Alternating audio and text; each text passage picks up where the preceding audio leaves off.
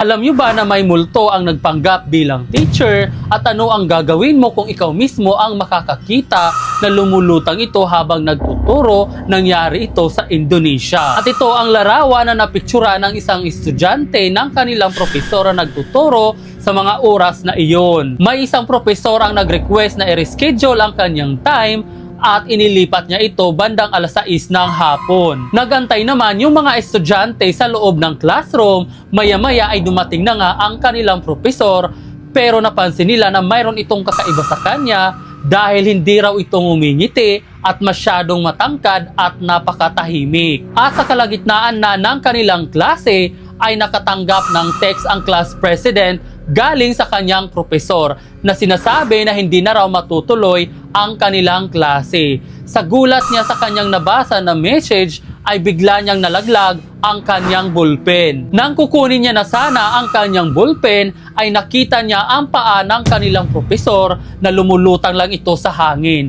Sinabi niya ito kaagad sa kanyang propesor, sinabihan siya nito na i-text lahat ng kanyang mga classmate na lumabas na pa isa-isa at mauna na yung mga nasa unahan. May mga nagsasabi na ito daw ay isang multo o di naman kaya isang gen na nagpapanggap lamang bilang isang propesor. Ang gen kasi kaya niyang gayahin kahit sino. Ikaw, ano ang mga na-experience mong mga kababalaghan na nangyari sa loob ng classroom nyo?